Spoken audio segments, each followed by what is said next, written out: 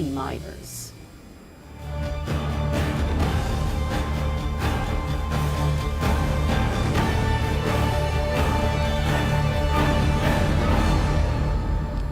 Just 2 days before a historic inauguration, the Supreme Court hands down a decision solidifying Bongbong Marcos's win as the next president. The decision junked the petitions challenging his candidacy. Our senior correspondent Anjo Alimario tells us more. There's no stopping Ferdinand Bongbong Marcos Jr. from sitting as the 17th president of the Philippines, as the Supreme Court, in a unanimous decision, clears any legal hurdle leading to his inauguration on June 30th. The highest court of the land has spoken. Marcos is qualified to run and be elected to public office. They made it clear his certificate of candidacy is valid and in accordance with the law. That's why COMELEC was right in its decision, except for Justices Henry Inting and Antonio Co, who did not take part in the deliberations. Inting is the brother of acting COMELEC chairperson Socorro Inting, while Co is a former commissioner of the poll body. Civic leaders represented by lawyer Ted Tech questioned before the High Court COMELEC's junking of their petition to cancel Marcos' certificate of candidacy. A separate petition was filed by Marshal of Victims to disqualify Marcos.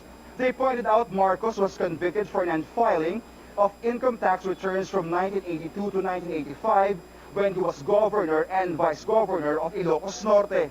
They insisted Marcos committed a crime of moral turpitude and perjury for making false representations in his COC. COMELEC rejected this argument, saying the tax law applicable to Marcos did not perpetually disqualify him from holding public office. The poll body also says the 1977 tax code did not require mandatory prison time. Marcos also dismissed the petitions, pointing out that the Supreme Court no longer has jurisdiction on his case, saying it now falls within the sole jurisdiction of the Presidential Electoral Tribunal. The fight's not yet over for the petitioners. They can still file a motion for reconsideration, but it's going to be an uphill battle since they're up against a unanimous decision.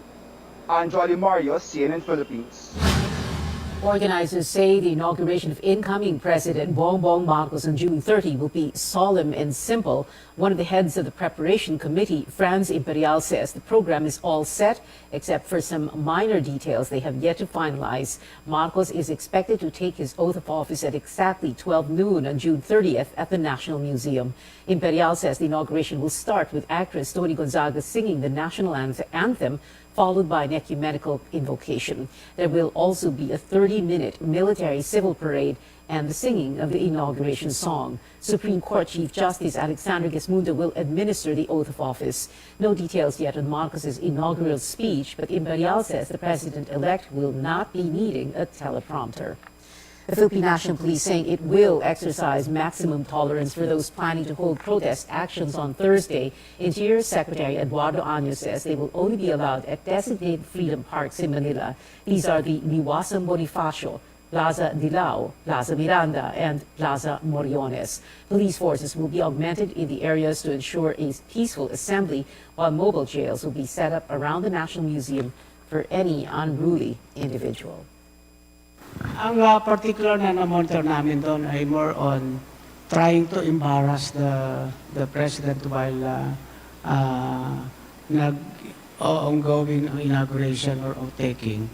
And this could be in various platforms, no? Yun nga, sinasabi natin, pwede sa mga nagrarally, hihiyaw sila doon, baka mag-attempt sila magsunog ng APG. Tapos sa mga online and website platforms, pa pwedeng gawin nila yun. Kaya nga kasama rin natin ang DICT dito. Meron tayong ilalagay na bus ng BGMP na para if ever the case arises, no, kailangan talaga. Doon na po yung ating bus ng BGMP. Doon natin lalagay yung mga nagiging unruly. If kung meron man pong pangyayaring gano'n. Some government workers will join protest actions on Thursday. The Confederation for Unity, Recognition and Advancement of Government Employees, or COURAGE, calls on its members to gather at the Liwasang Bonifacio to demand from the incoming administration a living wage, job security, and respect for union rights, among others. A group of martial law victims will also have their own so-called oath-taking at the Bantayog ng mga Bayani in Quezon City on the same day. The group urges the public to take part, quote, to guard against tyranny, falsehoods, and the trampling of people's rights and freedoms, unquote. Amnesty International has said more than 70,000 are known to have been tortured, killed, or disappeared during the martial law era under Bongbong Marcos' father, the late former dictator Ferdinand Marcos. CNN Philippines will bring you the presidential inauguration as it happens this Thursday, June 30th at the National Museum in Manila. Catch our special coverage beginning at 9 a.m. with senior anchor Pinky Webb and myself.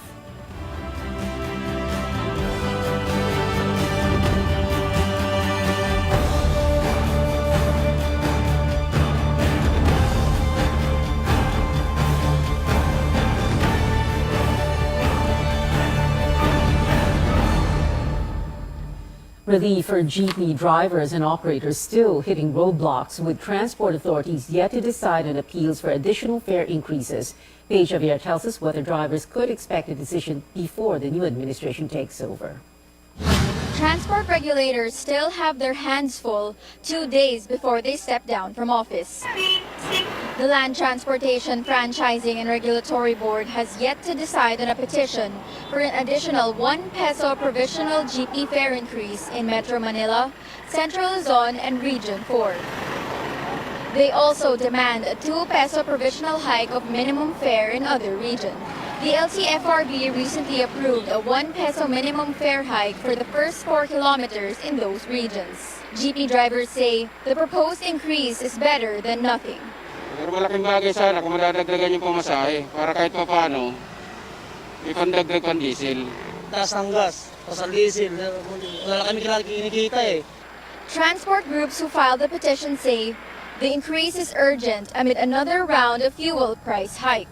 Most commuters are sensitive to the clamor of jeepney drivers and operators. Kawawa rin naman yung mga driver. Para din naman yan sa mga driver natin. Pabor po ako lalo na nung may nakausap po akong jeepney driver.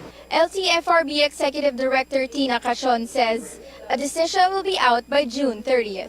It's really very hard for the board na maglabas ng ganitong klaseng decision if in terms of what is happening right now also, because it will impact not only the operators and the drivers but the commuters as well. The National Economic Development Authority, or NEDA, warns of further increase in inflation if an additional fare hike is approved. Cachon says they are facing another tall order. Petitions for a permanent fare increase ranging from 5 to 6 pesos and 2.50 for succeeding kilometers. The LTFRB says it is already reviewing the proposals, but it's up to the next administration to decide. Kailangan i-discuss ng maigi ito eh. Malaki masyado yung increase na hinihingi. Kaya kailangan natin bigyan ng time yung NEDA to really study what will be the inflationary impact. It would also be unfair for this board na magdedesisyon bigla-bigla. The next hearing for the main petitions is on July 27th. Cachon says she's hoping that incoming LTFRB officials will prioritize the POV modernization program. As for jeepney drivers, they could only wish their pleas won't fall on deaf ears. Paige Javier, CNN Philippines. 10,000 jeepney drivers may receive their fuel subsidies by end June or the first week of July, while the LTFRB admits delays in the aid distribution for over 600,000 tricycle drivers, citing technical issues.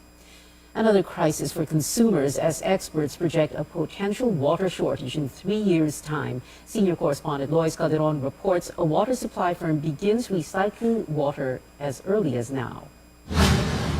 Drinking water. We drink it every day and often take it for granted, but it's becoming scarce. 3 years from now, or by 2025, 1.8 billion people, or 2/3 of the world's population, will face water shortages. That's the estimate of the United Nations Food and Agriculture Organization. Companies like Maynilad are moving to find other sources, like water from your kitchen and toilets. With all the grime and slime, that's unthinkable for many. But the Philippines is learning lessons from Singapore and Africa, the trailblazers in water recycling.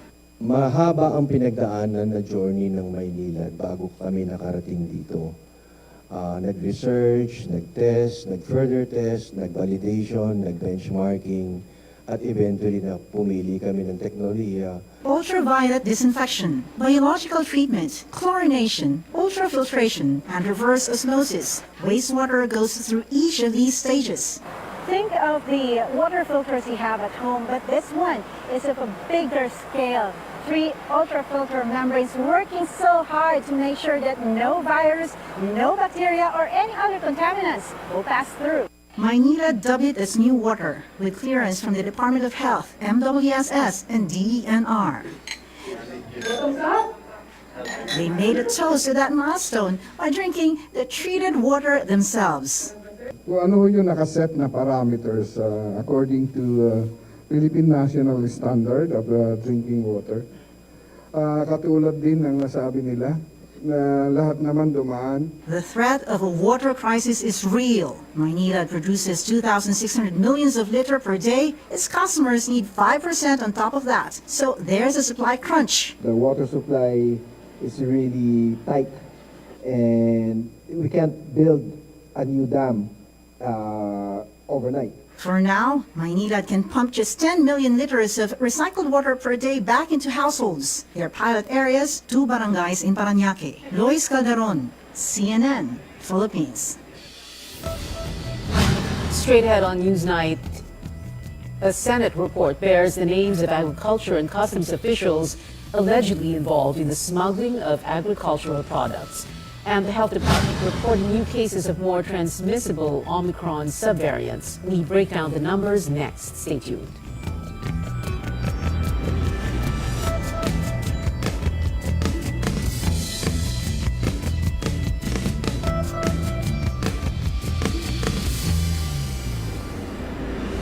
SMC, San Miguel Corporation.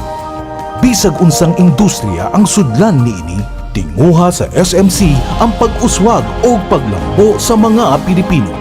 Karon, gikan sa SMC, aniya na ang SMC Davao Cement. SMC Davao Cement.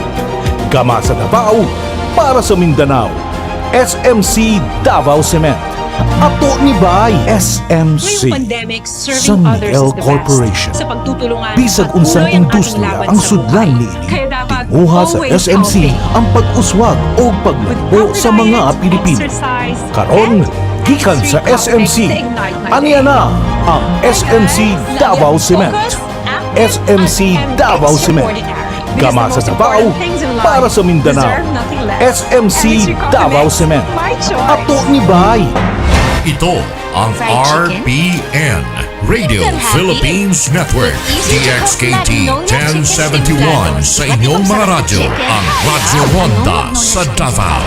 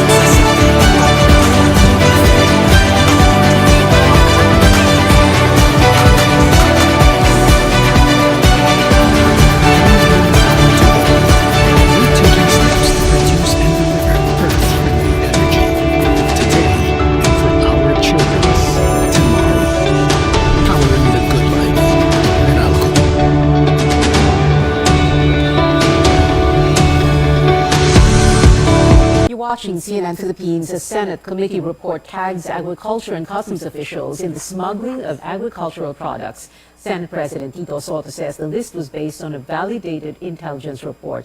Amor Santos gives us the meat of the story. These are the names of alleged smugglers and their protectors in government, according to a validated intelligence report received by Senate President Tito Soto on May 17th. Soto included this list in a committee of the whole report filed on the last session day. Although it was not tackled in plenary, it's now considered public record. 17 senators signed it, and the highest official tagged in the report, Customs Commissioner Ray Guerrero. Joining him are 4 of his men. He attended the hearings as a resource person, saying seizures have increased over the years. The Senate probe showed 667 million pesos worth of smuggled agri-fishery commodities over the past 3 years, but not a single conviction has been made. All in all, there are 31 pending smuggling cases, with 1 case submitted for resolution. In March, Benguet farmers said they have been forced to give away their harvest as smuggled carrots flooded markets. Also listed in the report are Agriculture Undersecretary Ariel Cayanan and officials from the Bureau of Plant Industry and Bureau of Fisheries and Aquatic Industry. Magtanong po tayo kung meron po tayong tinatawagan o inimpluensyahan. Idamay na po natin at isama yung mga importers, illegal man or allegedly smugglers, na nabanggit kung meron po akong transaction or any connection sa kanila. And I'm pretty quite sure wala po. The report also names a certain Toby Tiangco. The Navotas City Mayor clears his name, saying implicating him would be ironic when he has done efforts to curb smuggling. Senate President Tito Soto says the National Intelligence Coordinating Agency validated the report. It means the intelligence body is also investigating these people. Incoming Senator Robin Padilla has an appeal to erring government officials, while Senator Coco Pimentel is calling on the Ombudsman to launch a motu proprio investigation. Kung yan po ay dumaan na sa NBI dumaan na talaga sa tinatawag natin investigasyon, mapatunayan ay mag-resign. If the Marcos administration would want to focus on smuggling, napakalaking bagay na po yun. The entire Senate is making that point. Yung sinabi niya there is a need to reorganize the internal division of the DA, tama rin po yun.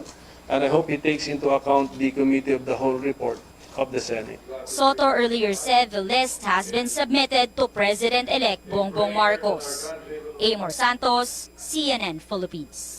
In a statement, Customs Commissioner Ray Guerrero refuted claims of his involvement in agricultural smuggling. Guerrero also says law enforcement agencies such as the NICA, Armed Forces, and National Police denied releasing an intelligence report implicating any customs official. Senate President Tito Soto earlier said the list came from NICA, but the intelligence body's director, Edsel Batalla, denies this.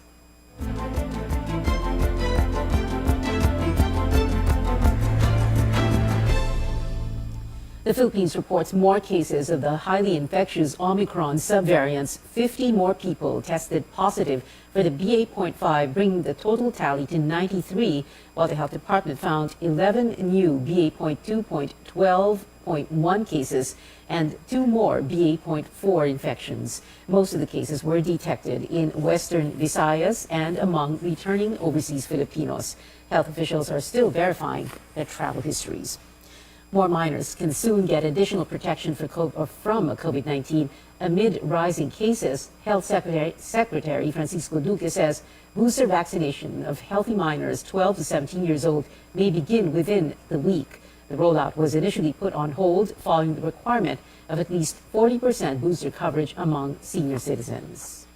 The 40% coverage for senior citizens as a requirement has been retracted already by the HTAC, because the HTAC was made to understand after some meetings with the NBOC chair, si Yusek Kabutare, na operationally it's very difficult to make that requirement, to implement that particular requirement. It's impracticable.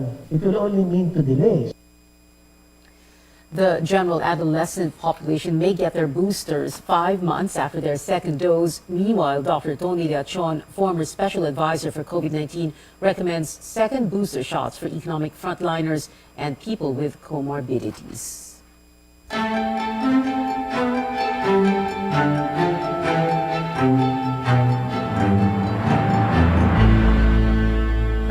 President-elect Marcos has yet to name the next health secretary, the whole country now awaiting who will take on one of the most crucial cabinet positions in the incoming administration. The chosen one will face several health and pandemic challenges early on.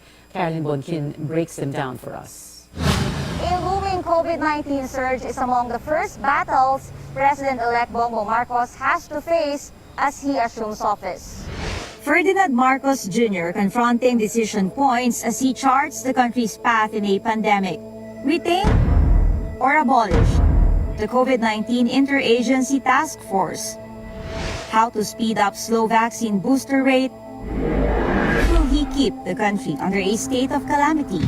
A decision affecting access, supply of COVID-19 vaccines and treatments. So isa yan sa dapat pag-aralan maigi, challenge for us also on how we can be able to consolidate all the efforts of all local governments, national government agencies, the private sector. Then calls to strengthen the healthcare system. San Lazaro Hospital in Manila is a referral facility for communicable diseases. Here, Annalyn Saludario is seeking aid from the Malasakit Center for a laboratory test. Her concern, a type of parasitic worm infection that she has suffered from for 2 years. Left untreated, it could attack her liver and brain. Hirap po, katulad ngayon, asawa ko lang po nagtatrabaho. Wala po kaming pampagamot eh. Wala po talaga akong pampacheck up.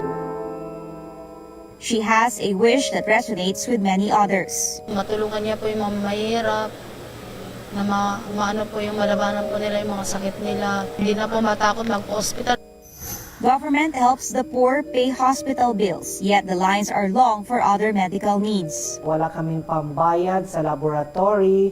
So ang ginagawa po namin, we refer this to Malasakit Foundation. Pag hindi nasasalo po, we try to look for other ways po. Okay? Kasi may mga funding naman po from our politicians, may mga guarantee letter, PCSO. San Lazaro Hospital spokesperson Dr. Ferdinand de Guzman hopes government will spend more for health services and hospital upgrades. We hope that they would continue a program similar to this, or they would continue the aims and goals of the Malasakit program.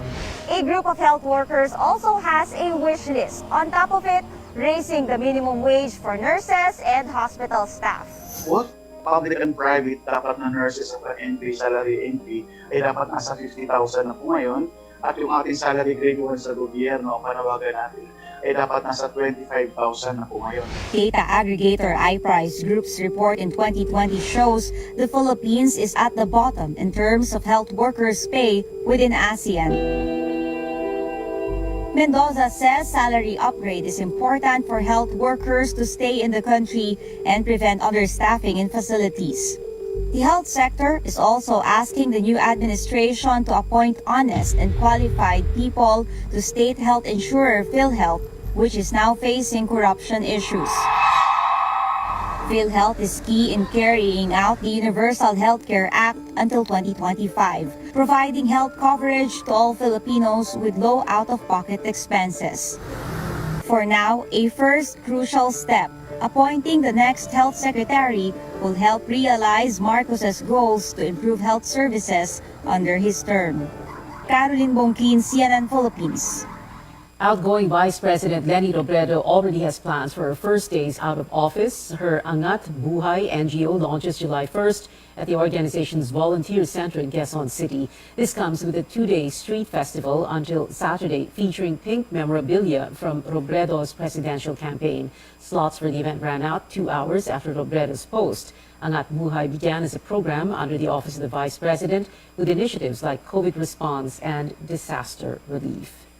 In other news, solo parents are now entitled to more benefits under a new measure. The expanded Solo Parents Welfare Act lapsed into law after being left without President Rodrigo Duterte's signature.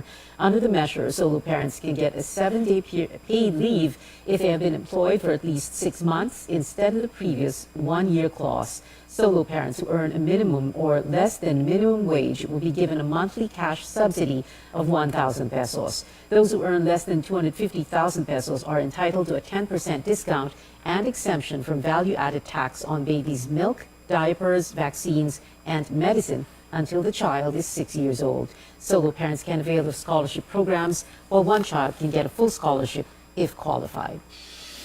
We'll take a quick break, and when we return, for fans of K-pop sensation 17, find out how much you need to save up for tickets for their 2-day Manila concert. Plus, BTS's J-Hope gives ARMYs a glimpse of the first track off his solo record, revealing a new side of the rapper. You're watching CNN Philippines.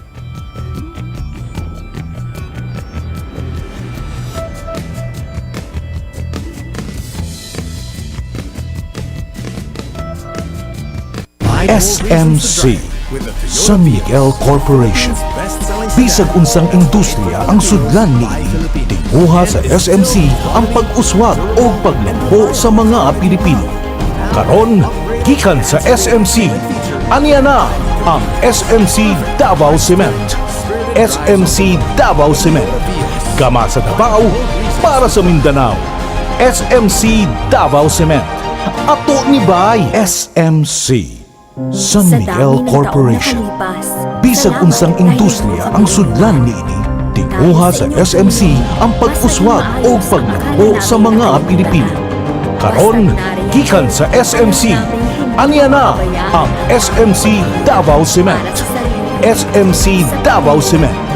Gama sa Davao, para sa Mindanao. SMC Davao Cement. Ato ni Bay. Ito ang RPN, Radio Philippines Network, DXKT 1071 sa inyong mga radyo, ang Radyo Honda sa Davao.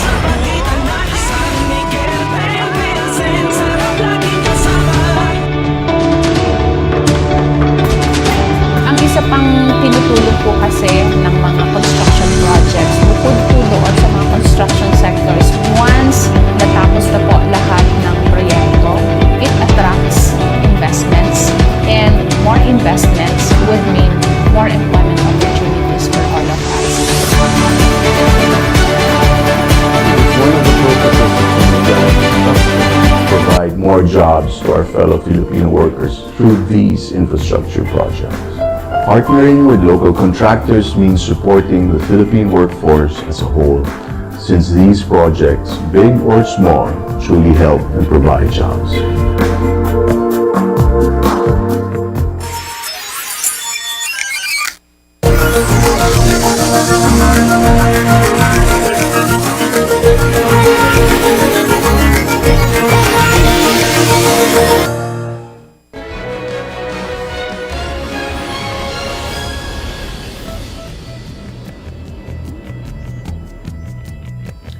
Welcome back to Newsnight. Where are some of your favorite NBA players headed for the 2022-23 season? The Brooklyn Nets' Kyrie Irving is likely staying with the team. The player is opting into his $37 million player option for the last year of his contract. Previously, there was talk of the Los Angeles Lakers signing Irving to reunite the former Cleveland champion duo of LeBron James and Kyrie.